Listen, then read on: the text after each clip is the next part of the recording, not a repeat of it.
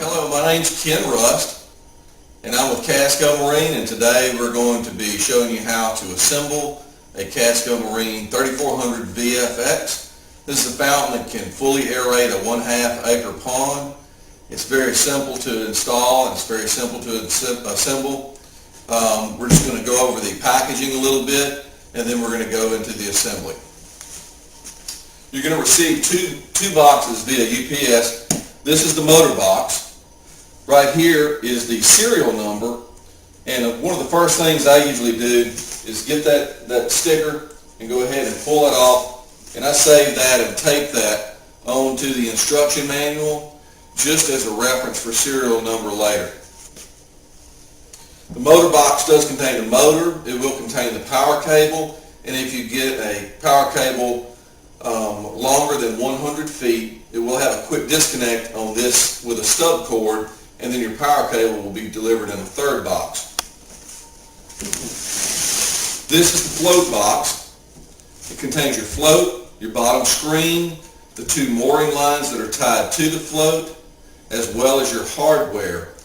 With the fountain kit, there's also a C25 timer that's included, and that's in this box as well. The hardware is in a bag down here in the bottom of the box, and so that can be a little confusing sometimes.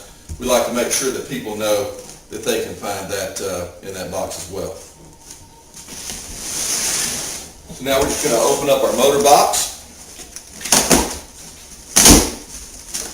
It does have some copper staples on there. Don't cut yourself on those. You can see Kasco Marine takes a lot of time in designing packages for their fountain equipment so that we can ship them UPS safely and conveniently. This is a 100-foot power cable that's included on the system. This is a 120 volt model, and it has a plug attached right to the end of that 100-foot cable. This is our instruction manual. We want to save that for later. And we also want to, again, that's just one of those things that I do. I attach that serial number on there via tape. Nice big foam block in there to guard this fountain during shipping.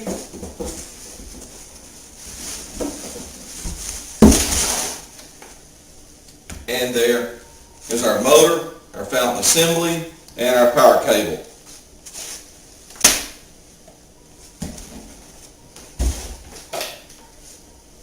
The float box usually has a piece of tape on there, so we'll cut that loose.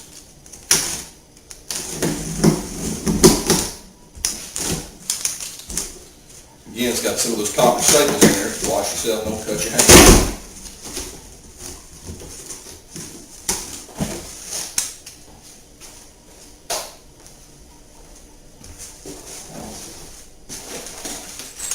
It's our hardware packet.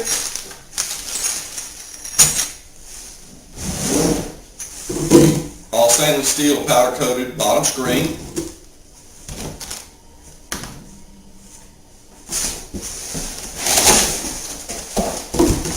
It's our foam-filled one-piece float.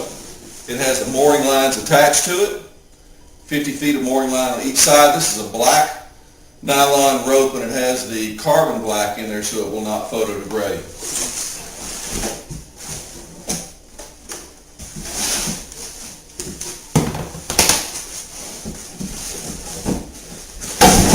Inside the cardboard insert, inside in the box, is our C25 timer. And this is a GFI protected timer with a 24-hour timer. Okay, now we're going to go ahead and assemble our fountain. This is the instruction booklet. Again, I just kind of take that blue tag, tape it on there for future reference. Page 4 is where we kind of cover the assembly. It has all the list of the hardware included. Stainless steel bottom screen. It's coated. Take our motor assembly, set that right in the middle there. This is our float. And this is the bottom side of it. You see there's a crease right there. That is for letting our cord pass under this screen once it's installed and you tighten down that screen to the float. So we want to orient that where our cord is exiting the fountain. So it looks good there. Set your float on top of the motor assembly and align these holes up here in the top with the threaded inserts that are in the top part of this fountain assembly. It's very easy to do. There are brass inserts down there, and you can see and align those pretty carefully. They'll line up really good after you get your screw bolts in there. This is the hardware, and I've got it laid out. Just came out of this one plastic bag, laid out. Trying to keep it on a standard surface there where you won't lose any of your parts and pieces. Especially, I kind of lay out a towel or a piece of tarp if you're doing this by the pond bank. Need 3 tools. We need a Phillips head screwdriver.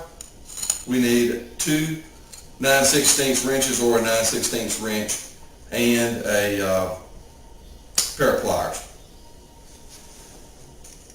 This Phillips head screw bolt is going to go down into the float top here and go into the insert. It has on top of it, it's got one small lock washer here and then one regular flat washer.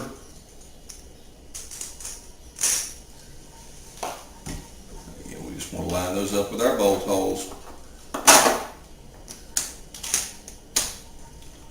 ahead and get those started.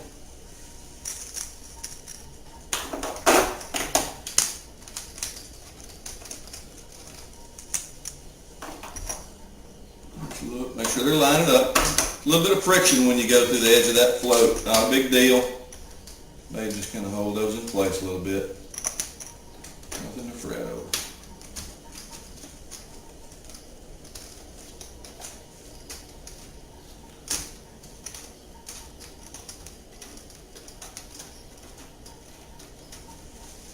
Alrighty.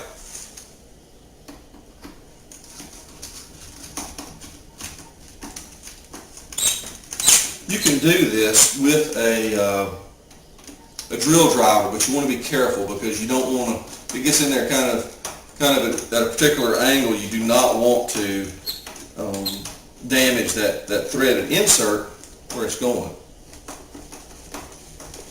that's receiving that bolt.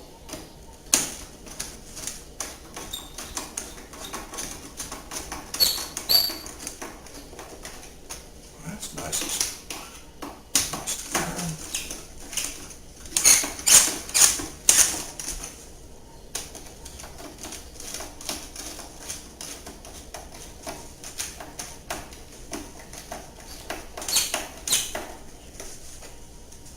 Nice firm grip on that. Okay.